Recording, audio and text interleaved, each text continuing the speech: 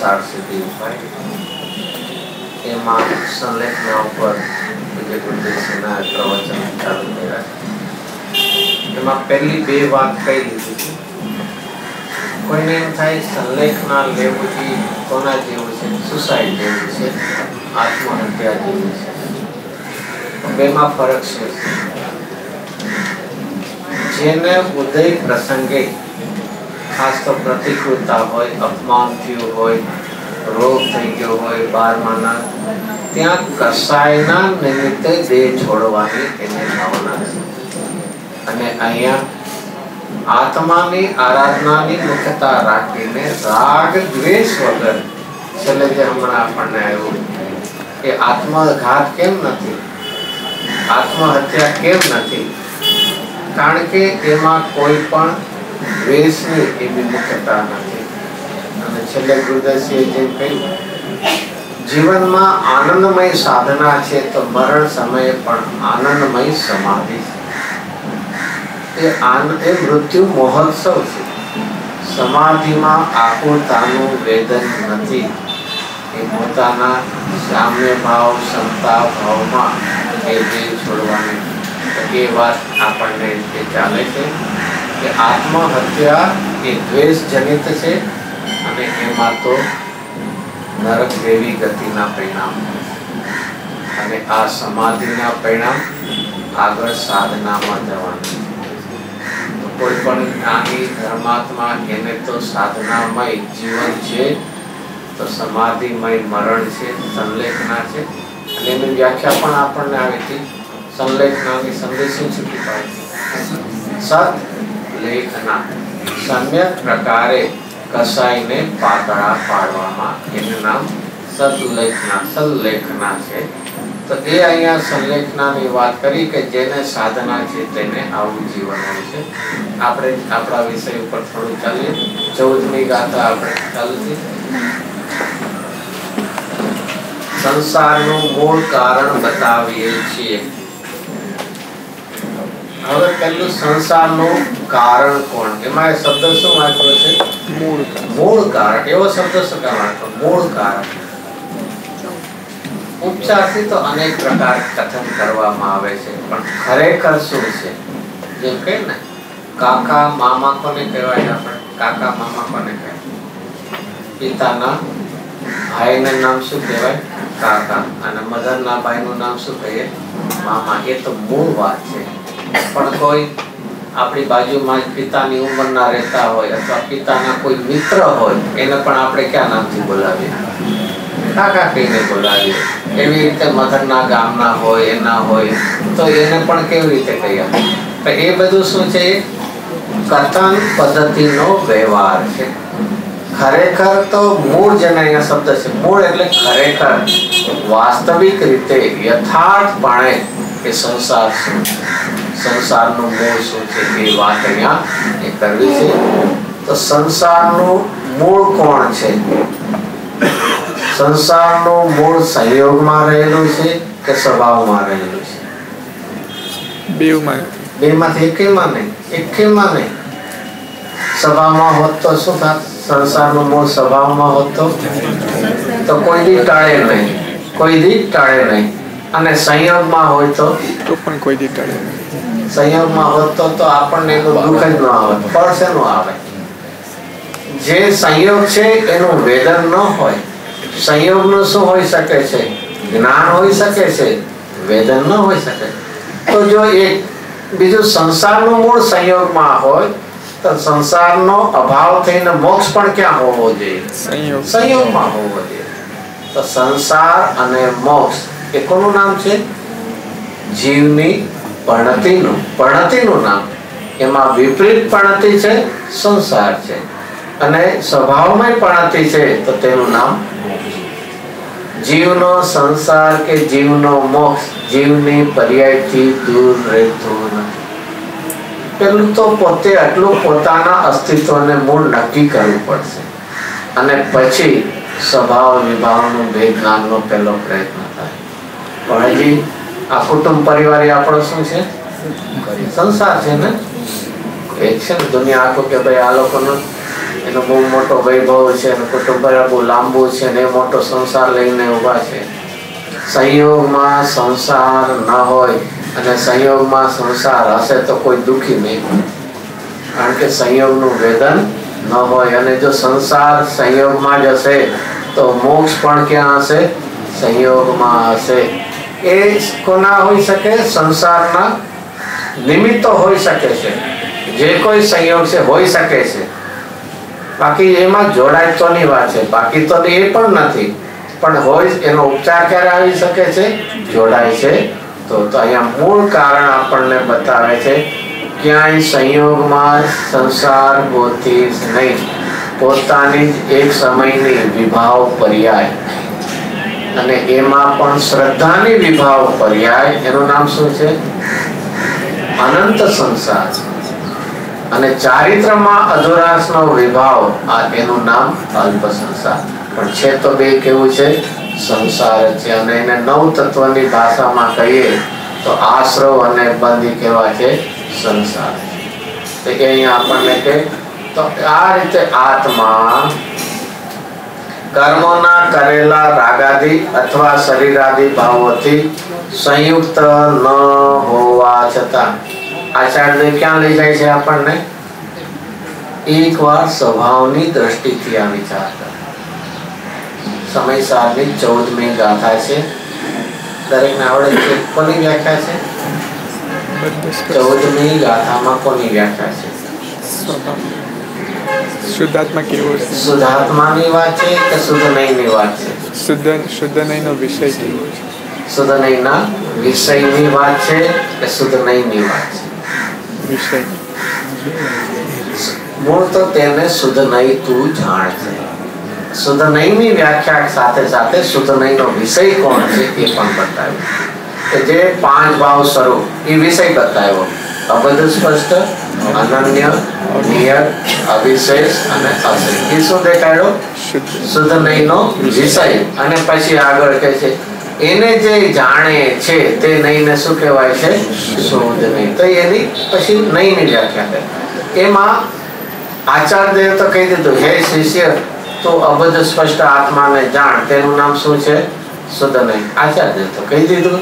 શિષ્યને શું થઈ? શંકા, મૂંઝવણ થઈ. શું થઈ? અરે અત્યારના આત્મા અબદ્ધ છે કે બદ્ધ છે? બંધાયેલો છે. બંધાયેલો છે ને, ચોક્કસ વાત છે ને. પછી અત્યારના આત્મા કેવો છે? નિયત છે કે અનિયત છે? વધઘટ થયા કરે છે? અનન્ય છે કે અન્ય ગતિમાં જાય છે? કેવો છે આત્મા અત્યારનો? અન્ય ગતિ છે કે નહીં? અનન્ય સિદ્ધ દશાની જેમ નથી ને. પછી જ્ઞાન ને રાગ ને કસાય ને બધા વધઘટ થાય છે કે નહીં? અનિયતપણું છે, નિયતપણું નથી. એ રીતે ગુણભેદ છે. મોહથી આપણે કેવા છીએ? સંયુક્ત છીએ. મોહથી રહિત થઈ ગયા. મોહથી રહિત ક્યાં હોય? 4 ગતિમાં કે 4 ગતિથી રહિત સિદ્ધ દશામાં? મોહથી રહિત ક્યાં હોય છે? સિદ્ધ દશામાં જ હોય ને. અત્યારના તો ન હોય ને. એટલે એમાં અસંયુક્ત બોલ લીધો છે તે પછી ખોટો પડે ને. જો આ એક પ્રશ્ન ઉઠો એનો આચાર્ય બહુ સુંદર જવાબ આપેલો છે. એ પછી તો 5 દ્રષ્ટાંત છે ને એનો વિસ્તાર તો પછીનો, કે અબદ્ધ સ્પષ્ટ આદિ ભાવો અભૂતાર્થ હોવાથી. કયો શબ્દ વાપર્યો છે? શિષ્ય ક્યાં નજર કરે છે? પર્યાયમાં થવાથી તરફ નજર કરે. અને આચાર્ય ક્યાંથી જોવા વાત કરે છે? હોવાથી વાત કરે. સ્વભાવથી એ આખી વાત કરે. અને આ આંતરો જેદી છૂટશે તેથી સમજવું આચાર્ય દેવના પગલે આપણે હશે. આ આખી વાત શેનાથી છે? પદાર્થ એક છે, એમાં ટકવાપણાનો પણ ધર્મ છે, પલટવાપણાનો પણ ધર્મ છે. અનાદિકાળથી આપણે કોને સ્વીકાર્યો છે? માત્ર પલટવાના ભાવ જ નહીં. અને એને બીજી ભાષામાં પ્રવચન સારમાં શું કીધું છે? પર્યાય બુઢા પરસમય. એક સમયની પર્યાય જેટલું જ પોતાનું અસ્તિત્વ માનીને કોણ બેઠું છે? કોણ બેઠું છે? આપણે. હા, એક સમય હું મનુષ્ય છું, હું રાગી છું, હું અલ્પજ્ઞ છું, જે કોઈ પ્રકાર બોલો એ શેમાં આપણે ઉભા છીએ? એક સમયની ફરીથી એક સમયની પર્યાયના અસ્તિત્વનું જ્ઞાન જુદી વાત છે અને એટલું જ પોતાનું અસ્તિત્વ માનવું એ જુદી વાત છે. એ પર્યાયમાં અશુદ્ધતા છે, વિપરીતતા છે, અપૂર્ણતા છે આદિ એ તો જાણેલો પ્રયોજનવાન કીધો છે. એમાં ચિંતા ન કરી, એનું જ્ઞાન થઈ જશે એટલે આપણને શું થઈ જશે? એકત્વ થઈ જશે. એવું ન થવાનું. જ્ઞાન જુદી વાત છે અને એકત્વ જુદી વાત છે. તો એનું જ્ઞાન છે અને એનું જ્ઞાન હશે તો જ હજી મારે કેટલું કરવાનું બાકી છે ખબર પડશે. પણ અહીંયા તો એક સમયની પર્યાય જેટલું જ આપણે આપણું અસ્તિત્વ માન્યું છે એની અહીંયા આખી વાત. તો એ શિષ્ય કહ્યું કે અત્યારનો તો આત્મા અબદ્ધ સ્પષ્ટ નથી, અત્યારના અનન્ય નથી, અત્યારના એકરૂપ નિયત નથી. તો આચાર્ય ક્યાં સુધી અબદ્ધ સ્પષ્ટ આદિ ભાવો અભૂતાર હોવાથી કોની આખી વાત કરી છે? પર્યાયમાં નથી કે સ્વભાવમાં નથી. આ એ શૈલીથી અહીંયા આપણને વાત એ કરે છે કે કર્મના કરેલા રાગ આદિ શરીર આદિ ભાવોથી સંયુક્ત ન હોવા છતાં પણ જેમને પાંચમો બોલ સંયુક્ત છે ને, અને એની પછી આગળ દ્રષ્ટાંતમાં આચાર્ય બે વાત કરી છે કે પર્યાયથી સમીપ જઈને જોવામાં આવે તો મોહ આદિ ભાવોથી સંયુક્ત હોવા છતાં પણ શબ્દ છે સ્વભાવની સમીપ જઈને. અને એ રીતે આપણે વિચારવું જાણે આચાર દેવ આપણને આંગળી પકડીને કઈ તરફ લઈ જાય સ્વભાવ. એ સ્વભાવ તરફનો ઝુકાવ એ જ પહેલામાં પહેલો કરવા યોગ્ય પુરુષાર્થ છે. તો એ અહીંયા કે એ જ વાત અહીંયા કે રાગાદી ભાવ અને શરીર ભાવોથી અસંયુક્ત, સંયુક્ત એટલે સહિત, તેમય, તે રૂપ ન હોવા છતાં પણ કોની વાત ચાલે છે? રાગાદી અને શરીર આદિ ભાવોથી કોણ રહિત હોય? સંસારી કે સિદ્ધ? બોલવામાં ક્યાં બે આપણે બધા બોલી લેવા. અત્યારનો રાગ નથી, શરીર નથી. શરીર છે કે નહીં? અને પાછી એક નથી, કેટલા કેટલા શરીર છે? નહીં, આપણે તો હું છે વધારે રાખ્યા છે. કેટલા રાખ્યા છે? ઓદારી, તેજસ અને કાર્બન, ત્રણ શરીર છે કે નહીં? અને રાગ છે. ફરીને એક વાર સ્વભાવની ઝાંખી કર, સ્વભાવ તરફ નજર કર, સ્વભાવની સમીપમાં આવ. તને આ કોઈ પણ ભાવો અને એમાં તો એનાથી આગળ 50 થી 55 ગાથામાં એમાં તો બધું ક્યાં સુધીની વાત લીધી છે? વર્ણથી માંડીને ગુણસ્થાન ભાવો, વર્ણથી માંડીને ક્યાં સુધીના ગુણસ્થાન. અને એ બધા ભાવોમાં શબ્દ શું આપ્યો છે?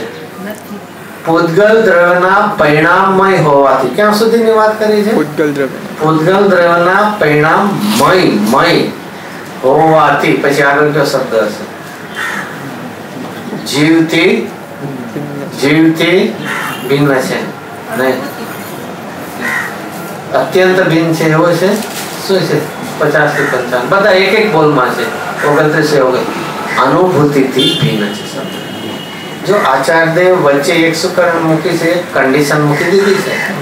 ભિન્ન તો છે પણ તને ક્યારે ખબર પડશે? અનુભૂતિ. રાગમાં એકાકાર થઈને રહેવું અને કેવો કેવો રાગથી કેવો છું ભિન્ન છે એ તને સોંપતું નથી. આખી ત્યાં એ શૈલી લીધી. જેમ છઠ્ઠી ગાથામાં શું વાત લીધી છે? પ્રશ્ન કોનો હતો? એવો શુદ્ધાત્મા કોણ છે કે જેનું સ્વરૂપ જાણવું જોઈએ? અને એનો ઉત્તર કઈ રીતે આપ્યો છે? નાસ્તિથી અને અસ્તિથી. નાસ્તિમાં કોની વાત લીધી? કે પ્રમદ અપ્રમદથી રહિત. અને અસ્તિમાં કેવો કીધો? એક નાયક. તો આચાર્ય ઉત્તર તો આપી દીધો. આપણે હરિગીત બોલીએ છીએ એમાં પણ છે ને, નથી અપ્રમત્ત કે પ્રમત્ત નથી, જે એક નાયક. ઉત્તર તો આપી દીધો. હવે બીજી લાઈનમાં શું શબ્દ વાપરો? એ રીત શુદ્ધ કથા. એવો શબ્દ શું? એ રીત એટલે એવી રીતે, એવી રીતે એ શુદ્ધ કહે. એમ શબ્દ શું કામ આવે? ભાઈ શુદ્ધ તો છે, પછી પાછો એવી રીતે શુદ્ધ છે એમ શબ્દ શું કામ વાપરો? એના માટે અમૃતચંદ્રાચાર્ય દેવ ખુલાસો ટીકામાં કર્યો છે. પર સમસ્ત ભાવોથી ભીન ઉપાસવા. તું શુદ્ધ છે. પ્રશ્ન સારો પૂછ્યો છે, તારી ઝંખના સારી છે પણ શુદ્ધ છે એ શબ્દ પ્રયોગ કરવો છે અને અશુદ્ધતાનું વેદન કરવું. શેની વાત શેની કરવી છે? હું પ્રમત્ર શુદ્ધ છું, હું એક નાયક ભાવ છું. શબ્દો શુદ્ધતાના વાપરવા અને વેદન શેનું કરવું છે? એ તારા માટે નથી તો શું જ કરજે, પર સમસ્ત પરભાવોથી ભીન ઉપાસવામાં અને શુદ્ધતાનું વેદન થશે તો ખરેખર હું શુદ્ધ છું એ વાત તને યથાર્થપણે સ્વીકારવામાં આવશે. એમ અહીંયા પણ બધે જ, અને એમાં પણ ચિત્ત શક્તિ માત્ર શબ્દ છે એના પછીના કળશોમાં. ચિત્ત શું કેવો છું? ચિત્ત શક્તિ માત્ર. અને બધા રાગાદી ભાવો કેવા છે? ચિત્ત શક્તિ શૂન્ય છે બધા. અને એમાં પણ બધું સ્પષ્ટ આદિ ભાવો સ્પષ્ટપણે ઉપર ઉપર તરે છે. તો પણ આવે છે શ્લોક કઈ ગાથા પછી 14મી પછીમાં એ આવે છે કે અંદર એ પ્રતિષ્ઠા પામતા નથી. તો એ અહીંયા વાત છે. જો સ્પષ્ટપણે ઉપર ઉપર તરે છે એટલે શું શબ્દ વાપર્યો? પર્યાયમાં છે પણ ક્યાં અંદર પ્રતિષ્ઠા નથી પામતા? પોતાના ત્રિકાળી એકરૂપ અખંડ અભેદ જ્ઞાયક ભાવમાં પરમ પારણામિક ભાવમાં એનો પ્રવેશ નથી. તો પહેલું અહીંયા આચાર્યદેવ એ આપણને કીધું કે જીવકૃત છે. હવે બીજી એક અપેક્ષાથી વાત કરે કે એ આત્માથી સંયુક્ત ન હોવા છતાં પણ આ કોની વાત આવી? સ્વભાવની વાત આવી. અને સ્વભાવને ચૂકીને આપણે શું કરીએ છીએ? ભૂલ. આ એ સંસારનું મૂળ છે. મૂળ પ્રશ્ન તો એ હતો ને. પહેલા તો આચાર્યદેવ શું કીધું? પ્રશ્ન સ્વભાવ સંસારનું મૂળ દેખાડું. પણ એ ઉભો કેમ થયો સંસારમાં? તારી ભૂલ શું છે? કે એ રાગાદી ભાવો અને શરીરાદી ભાવોથી સ્વભાવથી વિચાર કરીએ, પોતાના એકરૂપ અખંડ સ્વરૂપથી વિચાર કરીએ, કે પરમ પારણામિક ભાવથી વિચાર કરીએ તો એમાં એ કોઈ શરીરાદી કે ભાવ કર્મ રાગાદી નથી. અને છતાં પણ કહીને એટલે શું છે? હજી બીજો કઈ ભાવ આવો હોવા છતાં ભૂલ શું કરીએ છીએ? બાલિશાનામ એટલે બાળક ને બાળક નાદાન. બાળક તો કેટલી ઉંમર ના હોય તો બાળક કહેવાય? કાંઈ 1.5-2 વર્ષ સુધીના બાળક કહેવાય ને. પછી તો બધા મોટા કહેવાય ને. નહીં, ક્યાં સુધીના બાળક કહેવાય? ક્યાં સુધીના કહેવાય? પહેલા ગુણસ્તર વાળા બધા 11 ભણેલો હશે પણ પોતાના સ્વરૂપની ખબર નથી તે કેવા છે? બાળક. શ્રીમદજી તો કહે છે વર્તનમાં બાળક જેવા થજો, પુરુષાર્થમાં કેવા થજો? યુવાન. અને જ્ઞાનમાં કેવા થજો? અહીંયા બાલિશાના બાળક જેવું વર્તન, કાંઈ ખબર ન પડે પોતાની રીતિ એ ચાલતે. આપણે એટલે કે અજ્ઞાની જીવોને સંયુક્ત જેવો પ્રતિભાસે છે. જો શબ્દ શું એટલો? પ્રતિભાસે જેવો. ખરેખર સ્વભાવથી કેવો છે? સંયુક્ત નથી. અને છતાં પોતાના એક સ્વભાવમાં સ્વરૂપમાં એ રાગાદી જાણે આવી ગયા એવો પ્રતિભાસે છે. સમયસારમાં પણ એવા શબ્દો છે, એક જેવા પ્રતિભાસ. અને આ રીતે આખું, જેને આપણે કહીએ અરીસો હોય એની સામે ચકલી બેઠી છે, એને શું લાગે છે? બીજી અંદર ચકલી બેઠી છે એવું પ્રતિભાસે છે. ખરેખર એવું નથી. તો સંયુક્ત જેવો પ્રતિભાસે છે. હવે કહે છે આ પ્રતિભાસ જ તે પ્રતિભાસ જ. જો શું શબ્દ વાપરો? જ કહીને શું કીધું? નથી સ્વભાવમાં, નથી સંયોગમાં, માત્ર ક્યાં છે? એ વિપરીત અભિપ્રાય, વિપરીત પ્રતિભાસ જ ખરેખર સંસારના બીજરૂપ ઇઝ ઇક્વલ ટુ મિથ્યાત્વ છે.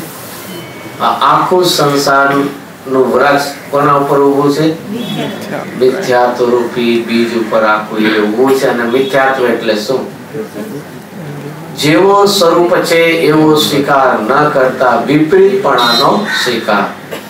સ્વભાવ વિભાવથી રહિત હોવા છતાં એકરૂપપણાનો પ્રતિભાસ, અભિપ્રાય, માન્યતા, શ્રદ્ધા, આ એનું નામ જ મિથ્યાત્વ. એ સંસારના બીજ રૂપ છે. અને એવો જો હવે આમાં કહીએ એનો ભાવાર્થ લઈએ ટીકામાં એ જ વાત છે પહેલા આમ કહ્યું કે પૂતગલ કર્મને કારણભૂત રાગાદી ભાવ છે અને રાગાદી ભાવનું કારણ પૂતગલ કર્મ છે. શેમાં આવ્યું? 12મી અને 13મી બેમાં આવી ગયું. જે રાગાદી ભાવ થાય છે એ કોના નિમિત્તે થાય છે? પૂર્વ કર્મના ઉદય. એ પણ નિમિત્ત માત્ર બેમાં શબ્દ હતા ને. અને જે રાગાદી થાય છે એને નિમિત્ત માત્ર પામીને નવા કર્મ બંધાય. તો બે વાત આવી હતી. પૂતગલ કર્મને કારણભૂત રાગાદી ભાવ છે. અહીંયા કારણભૂતમાં કોણ લેવું? નિમિત્ત કારણની અહીંયા નિમિત્ત કારણની વાત છે. તો રાગાદી ભાવ કેવા છે? નિમિત્ત છે. અને પૂતગલ કર્મ નવા બંધાય નૈમિત્તિક છે. અને આગળ રાગાદી ભાવનું કારણ પૂતગલ કર્મ છે. ત્યાં કોણ લેવું? પૂર્વ જૂના કર્મનો ઉદય, પૂર્વ કર્મ. અને આવું શું કામ લેવું છે? નહીતર ઇતરેતર આશય દોષ આવશે. રાગથી કર્મન, કર્મથી રાગ. તો શું છે? આવે છે એવું કેમ? બધે આવે છે ને? ક્યાં સમયસારમાં ક્યાં આવે છે?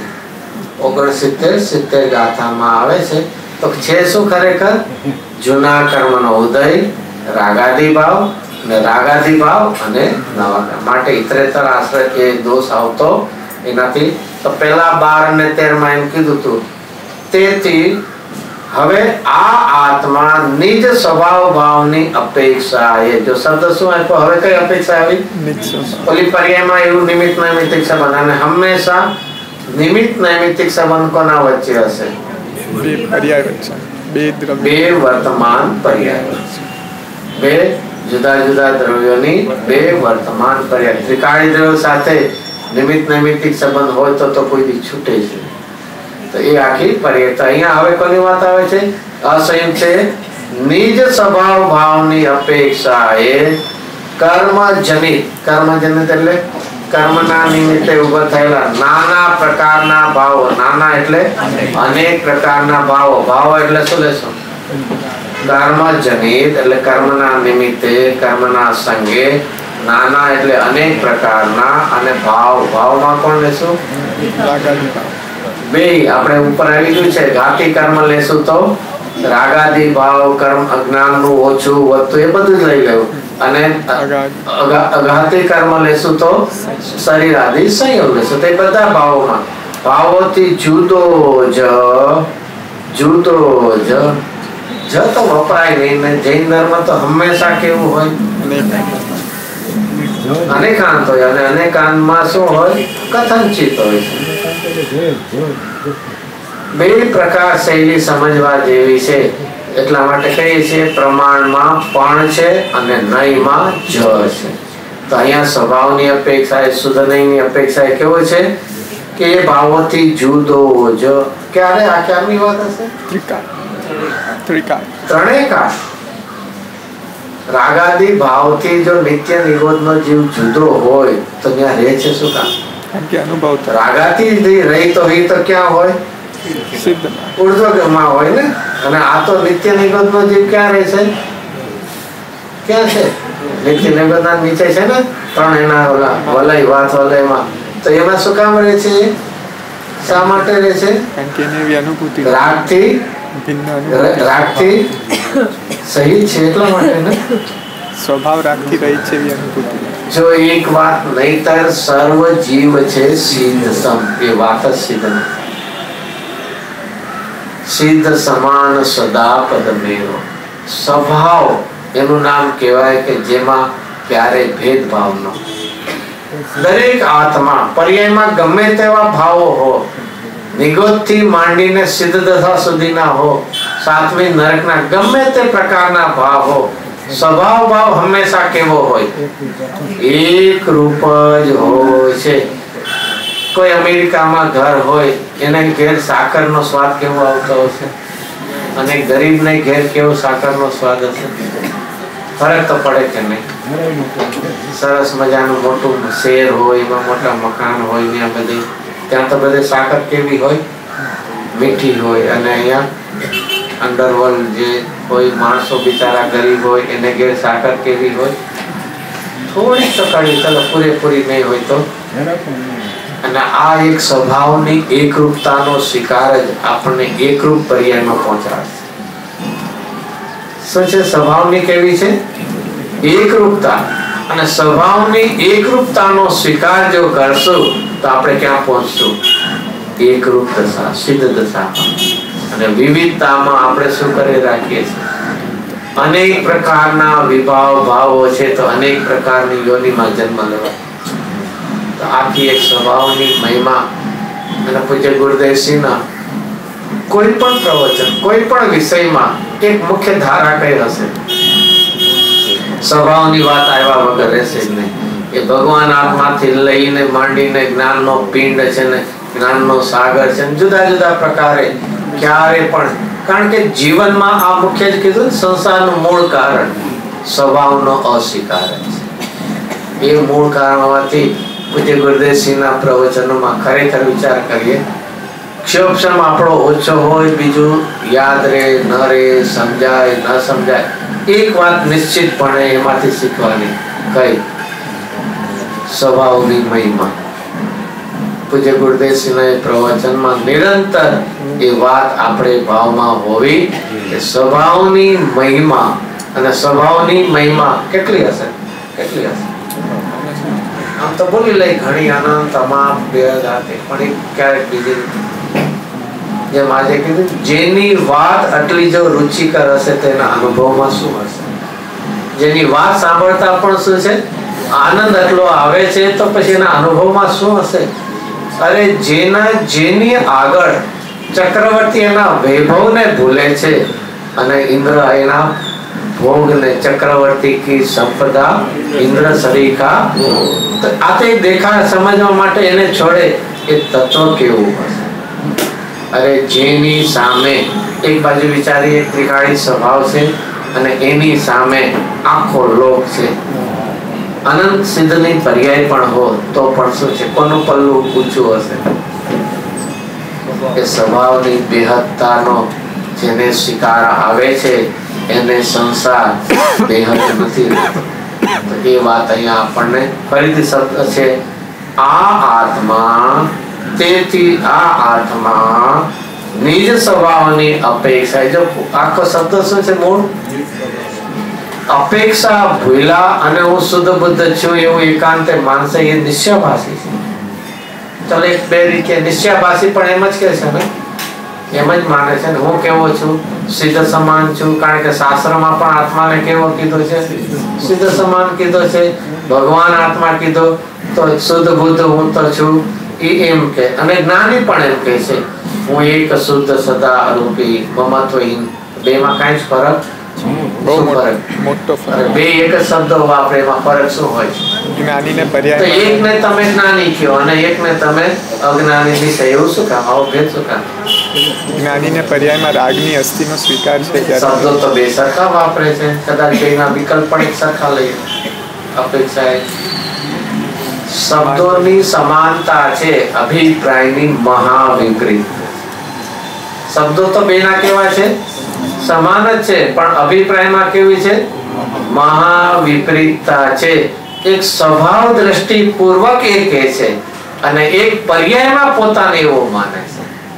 આ એ આખી એ વિપરીતતા છે. માટે અપેક્ષાથી સમજીને આખું કામ કરવા જેવું છે. ક્યારે પણ જ્ઞાનીના કે જીનવાણીના વચન કેવી રીતે ગ્રહણ કરવા છે? પોતાને ગમે એ રીતે ન કરો. જેમ જેને વ્યવહારાભાસી ન હોય, જેને અભિપ્રાય, એ તો શું પકડશે? જો ચરણાની યુગમાં લખ્યું છે કે મુનિરાજને કેટલા મૂળ ગુણ હોય છે? કેટલા મૂળ ગુણને પાડે છે? 28. આખા પુરુષાર્થ સિદ્ધિમાં કોની વાત આવી? શ્રાવકને કેટલા હોય છે? વ્રત 12 પ્રકારના. અને પાછા એને શું કરે છે? પાડે છે. લખ્યું છે કે નહીં ઠેર ઠેર? અને એમાં અનાચાર તો ન હોય, અતિચાર પણ લાગે તો એનું શું કરે છે? પ્રાયશ્ચિત. તો બરોબર છે કે નહીં? તો અમે પણ વ્રતાદિ પાડીએ છીએ, તો ફરક શું પડે છે? તમે એમને મોક્ષ માર્ગી કહો અને અમને કેવા કહો તમે? આવો શું કામ? પક્ષપાત શું કામ? આખી આ વાત એ શૈલી એ ભૂમિકાના વિકલ્પને દેખાય અને તું એ ભૂમિકાના વિકલ્પને તું કર્તવ્ય માનીને કરતા થાય છે. ફરક શું છે આખો? એ જે ચરણાનુયોગમાં આખી શૈલી છે એ મુનિ દશાની ભૂમિકામાં કે શ્રાવકની ભૂમિકામાં એક સેના કારણે વિકલ્પ ઉભો થાય છે એમને કર્તા બુદ્ધિના અભિપ્રાયથી કે ચારિત્રના પુરુષાર્થની અલ્પતાથી. બે જુદી વાત છે. આપણને રાગાદી ભાવો કરવા લાયક છે, સુખ બુદ્ધિ છે, એકત્વ છે, એનાથી આખો ઉભો, અને એમને ચારિત્રની પુરુષાર્થની અલ્પતાથી. તો એ અહીંયા ખાસ કે નિજ સ્વભાવની અપેક્ષાએ કર્મજનિત નાના પ્રકારના ભાવોથી જુદો જ કોણ છે? આવો કોણ છે જુદો જ? આ આત્મા છે શબ્દ. આ આત્મા એનાથી જુદો કેવો છે? ચૈતન્ય માત્ર. ચૈતન્ય માત્ર કહેતા એમાં કેટલા ગુણ આવ્યા? ચેતન માત્ર માં અનંત આવે કે એક જ આવે? ખાલી ચેતના આવે અને એના કદાચ બે ભેદ લો તો દર્શન અને જ્ઞાન. માત્ર શબ્દ કહીને કેટલાનો નિષેધ કરી નાખ્યો? અવિનાભાવી ગુણોનો નિષેધ નથી, એ ભિન્ન ભાવોના નિષેધ માટે છે. ચૈતન્ય માત્ર કહેતા અને એના માટે ગુરુદેવ કડી કઈ ગાતા યોગસારમાં, જ્યાં ચેતન ત્યાં અનંત ગુણ, કેવળી બોલે એમ પ્રગટ અનુભવ આપનો નિર્મળ કરો સર્વ. એક ચૈતન્ય કહેતા એમાં અવિનાભાવી ઇમ્પ્લાઇડ શું કે ઇંગ્લિશમાં એને is to be understood કે એની સાથે કેટલા હોય? બીજા અનંત ગુણ સાથે લઈ જ લેવાના. તો અહીંયા અને ચૈતન્ય માત્ર કહેવાનો હેતુ શું છે? કે જેમાં ચૈતન્ય પણ વ્યાપતું નથી એ મારું અસ્તિત્વ નથી. માત્ર શબ્દ બીજાના નિષેધ માટે છે કે બીજાથી ભિન્નતાના ભેદના માટે છે? શું છે એમાં? પોતાના બીજા એટલે પોતાના બીજા ગુણોના નિષેધ માટે નથી. ચૈતન્ય માત્રમાં માત્ર શબ્દ એ ચૈતન્ય સિવાય પોતાના બીજા ગુણોના નિષેધ માટે નથી, પણ કોના માટે છે? પોતાથી ભિન્ન ભાવોથી એ ભેદનાન કરાવવા માટે છે. તો આ આત્મા કેવો છે? ફરીથી વાંચીએ. આ આત્મા છેલ્લું વાંચી લઈએ. ચૈતન્ય માત્ર વસ્તુ છે. હવે શા માટે? હું આ આત્મા ચૈતન્ય માત્ર વસ્તુ છું. શા માટે? કે હું જુદો છું. કોનાથી જુદો છું? કે અનેક પ્રકારના ભાવોથી. અને બધા ભાવો કેવા છે? એ મારાથી જનિત થયેલા નથી. મારાથી જનિત હોત તો તેમાં ચૈતન્ય પણ હોત. તો આ કેવા છે? કર્મના સંગમાં ઉભા થયેલા છે, એમાં ચૈતન્ય પણ વ્યાપતું એ નથી. તો આ રીતે હું આત્મા ચૈતન્ય વસ્તુ છું, કારણ કે એ અનેક પ્રકારના ભાવો કે જેમાં ચૈતન્ય પણ નથી એવા ભાવોથી હું કેવો છું? જુદો જ છું. અને એના ઉપરથી પછી દ્રષ્ટાંત આપે છે. લાલ ફૂલના નિમિત્તે જે છે ને એનું દ્રષ્ટાંત છે, અને આ દ્રષ્ટાંત પણ ઘણી જગ્યાએ આવે છે, જેનો આપણે સિદ્ધાંત આપણે વાંચીએ. તેવી જ રીતે કર્મ નિમિત્તે આત્મા રાગાદી રૂપે પડમે છે. મેળો શબ્દ મળે છે ને? ફરીથી શું શબ્દ વાપરો? ફરીથી અમે તો હજી માંડ અમે રીતમાં આવે. પાછું શું આવી ગયું? પાછો શબ્દ શું આવ્યો? કર્મ નિમિત્તે આત્મા રાગાદી રૂપે. હમણાં તમે કહેતા હતા રાગાદી થી કેવો છો? અસંયુક્ત. અને અહીંયા પાછો શું શબ્દ વાપરો? પરિણામ. તો શું કરવું? અમે સહિત માનવો કે રહિત માનવો? આવું બધું બે ઘોડા એક સાથે ચડાઈ ગયું. It not ride two horse at a time છે ને એવું. ના બે ઘોડે ન ચડાય ને. સર્કસમાં તો ચડે છે એવું. અરે કદાચ એક ડાયરેક્શન ના છે, જુદા ડાયરેક્શનમાં ન ચડે. અહીંયા ભાઈ શબ્દ શું વાપરો છે? પરિણમે છે. પરિણમનમાં છે રાગાદી ભાવ. અહીંયા તો અસંયુક્તમાં કોની વાત લીધી છે? સ્વભાવની વાત છે. આ બે વાત આચાર્ય સિદ્ધ કરતા જાય કે આત્મા જો કર્મના નિમિત્તે એ પાછો પણ જોડાય ત્યારની વાત છે, પછી ન જોડાય તો પણ આમ તો નથી. એ રીતે ત્રણ વાત વિચારવા જેવી છે. ફરીથી સ્વભાવ દ્રષ્ટિએ વિચાર કરીએ તો આત્મામાં રાગ છે કે નથી? એક વાત. પર્યાયમાં રાગ છે કે નહીં? કર્મના સંગમાં જોડાય તોની વાત છે, અને ન જોડાય તો નથી. આ રીતે ત્રણ પ્રકાર છે. સ્વભાવમાં તો ક્યારથી? પહેલેથી. ત્રિકાળ નથી. પહેલેથી. પહેલે કાળ તો આપણે છે નથી એનું અસ્તિત્વ, પણ કાળ લઈએ આપણે. ક્યારથી નથી? તો સારું, મારામાં રાગ નથી તો હું તો ક્યાં પહોંચી ગયો હો? અરે ભાઈ, સીધી પર્યાયનું નામ છે, સ્વભાવનું નામ નથી. સિદ્ધ સ્વરૂપ જુદું છે અને સિદ્ધની પર્યાય જુદી છે. સિદ્ધ સ્વરૂપ શું છે? એ પરમ પાણામિક ભાવ રૂપે રહેલો એક ભાવ છે. અને સિદ્ધ દશા કેવી છે? ક્ષાયિક ભાવ રૂપે રહેલો એક ભાવ છે. બે જુદું છે. સિદ્ધ સ્વરૂપ છો પણ વર્તમાનમાં સિદ્ધ નથી, કારણ કે સિદ્ધપણું શું છે? ક્ષાયિક ભાવની પર્યાય છે. એ પુરુષાર્થથી પ્રગટ થવાની છે. અને સિદ્ધ સ્વરૂપ તો તું કેવો છો? પરમ પાણામિક ભાવે રહેલો, નિરપેક્ષ ભાવે રહેલો તું સદા છો. તો અહીંયા એ પરમન છે. તારી પર્યાયમાં જો ન હોત તો સંસાર કોનો, આશ્રમ બંધ કોનો, અને પર્યાયમાં જો દુઃખ ન હોત તો ઉપદેશ શું કામ આપવો? હંમેશા એક રીતે વિચારવા જેવું છે, ઉપદેશ કોને હોય છે? સુખી ને કે દુઃખી ને? કોઈને પણ સલાહ ને બધું આપવાનું ક્યારે કામ બને? એને દુઃખ હોય તો આખો ઉપદેશ દેવાનો છે. અને બીજું, દુઃખ ટળી શકે છે તો જ ઉપદેશ દેવાનો. તો અહીંયા અનાદિકાળથી ભૂતકાળમાં વિચાર કરીએ. કર્મના નિમિત્તથી, ફરીથી શબ્દ શું છે?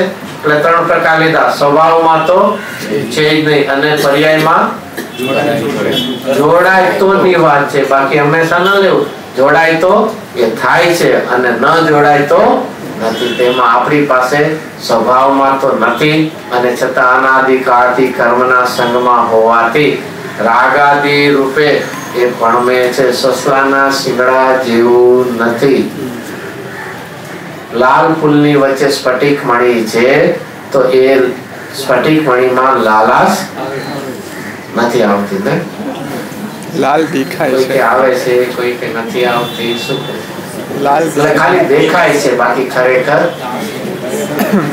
લાલાશ એટલે એનો રંગ નથી આવતો, પણ એનું કે નહીં જાય રૂપે, એ પ્રતિબિંબ રૂપે તો એ છે. પર્યાયમાં એ સ્ફટિક મણી લાલ રૂપે એ ભણમો છે. ઓલું જે બિંબનો લાલ રંગ નહીં, એવા જ જાય રૂપે એ ભણમે છે. અને તે જ વખતે જે ખરેખર ઝવેરી હશે એ સ્ફટિક મણીને, ક્યારની વાત? જે વખતે લાલ ફૂલના સંગમાં પડે તે વખતે એને કેવો જોવે છે? સ્વચ્છ પાણી જોઈએ. અને એ ખરેખર આપણે દશા કરવાની. અને એ જેમ ફૂલામાં ઝવેરી કુશળ કહેવાય, એમ અહીંયા પણ એ વિભાવ વખતે સ્વભાવનો સ્વીકાર. તો અહીંયા તો પેલા રાગાદી રૂપે ભણમે છે. હવે અસ્તિત્વ શીખાયું. હવે કઈ સામે બીજી અપેક્ષા? તે રાગાદી એટલે ક્યાં? કર્મમાં જે છે રાગનો રસ છે. નહીતર શું છે? પર્યાયમાં જે રાગાદી ઉભા થયા છે એ આત્માનો નિજ ભાવ છે. આત્માનો પોતાનો ભાવ નથી. કર્મમાં રાગ થોડી થયા છે. રાગ કર્મમાં થાય, આત્મામાં થાય ને? તો આત્મામાં થાય, આત્માનો શું હોય? જો પર્યાયમાં છે એ અપેક્ષા નિજ ભાવ હોવા છતાં સ્વભાવની અપેક્ષા એ કહીએ તો એ નિજ ભાવ નથી, કારણ કે આત્મા તો વિતરાગ સ્વભાવી છે. એ નિજ ભાવ નથી. આત્મા પોતાની સ્વચ્છતા રૂપ ચૈતન્ય ગુણમાં બિરાજમાન છે. રાગાદી છે તે સ્વરૂપમાં પેઠા વિના. જો મૂળ શબ્દ શું વાપરો? રાગાદી સ્વરૂપમાં પેઠા. તો સાવ ગુજરાતી પેઠા એટલે પ્રવેશ્યા વિના. એમાં ઘુસા એટલે પ્રવેશ્યા વિના. એ રાગાદી તે સ્વરૂપમાં, ક્યાં સ્વરૂપમાં? તે એટલે કોણ? ચૈતન્યમાં. આગળ જે કીધું સ્વચ્છતા રૂપ ચૈતન્ય ગુણમાં એ પ્રવેશ્યા વિના, એમાં આવ્યા વિના, ઉપર ઝલક. ઉપર એટલે પેલાની જેમ હશે ને, ઉપર નીચે. ક્યારેક પણ આવા શબ્દો આવે ત્યારે ક્ષેત્રતામાં ન જાઓ, ભાવની ભિન્નતામાં જાઓ. ઉપર બધ સ્પષ્ટ આદિ ભાવ ઉપર તરે છે. દ્રષ્ટાંત તો એમાં જ આપવામાં આવે. સમુદ્રમાં જેમ ઉપર તેલનું છે અથવા બીજું તરતું હોય છે અને નીચે, એમ અધ્યાત્મ શૈલીમાં શબ્દ પ્રયોગ એવા આવશે, પણ ક્ષેત્ર ન લેવું. એ ભાવની ભિન્નતાથી આખી વાત લેવામાં પણ પછી હાવ જુદા જ કરી નાખે તો અને એક વાત ફરીથી, જેનાથી ક્ષેત્ર ભિન્નતા હશે એનું ક્યારે વેદન નહીં. જો રાગાદીને તમે સરળતા એના પૂતગલના પરિણામને ઉપર જ છે ને એનો અર્થ થયો તો પછી એનું કોઈ દી વેદન નથી, તો આ દુઃખ કોનું છે? તો અહીંયા ઉપર ઝલક માત્ર દેખાય. ત્યાં જ્ઞાની સ્વરૂપના પરિશક્તો, જો જ્ઞાનીની વ્યાખ્યા કરી, જ્ઞાની કોને કહેવાય? સ્વરૂપની પરીક્ષા, જેને સ્વરૂપનો સ્વીકાર થઈ ગયો છે એ જ્ઞાની છે. જેને સ્વભાવમાં એકત્વપણું સ્થાપી દીધું છે. એકત્વ નહીં, સ્વભાવમાં સર્વસ્વ જેને સ્થાપી દીધું. એકત્વ એટલે સર્વ છે, પણ છતાં પણ એક પોતાનું ટોટલ સંપૂર્ણ અસ્તિત્વ ક્યાં સ્થાપી દીધું છે? હું સ્વભાવમય આત્મા છું.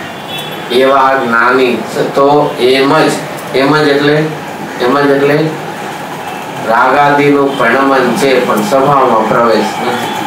આ એમ જ જાણે છે. અને અપરીક્ષિત જીવો, અપરીક્ષિત એટલે કોણ? અજ્ઞાની ને. આપણે તો કેવા મોટા જ્ઞાની છીએ ને, આટલું બધું આવડે છે ને તમે કયો અજ્ઞાની છે. આપણે કેવા છીએ? અપરીક્ષિત. અને જ્યાં પરીક્ષા આવડતી જ નથી ત્યાં વિપરીતતા થયા વગર. તો અપરીક્ષિત જીવો સત્યરૂપ આત્મા. કેવો છે આત્મા?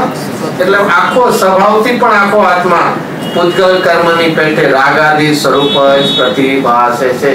સ્વભાવ જ જાણે રાગમય થઈ એવું એ માને છે. આ રીતે બે ખુલાસો આપણને કરીને હજી એક પ્રશ્ન છે કે તમે જ રાગાદી ભાવને જીવકૃત કયા હતા.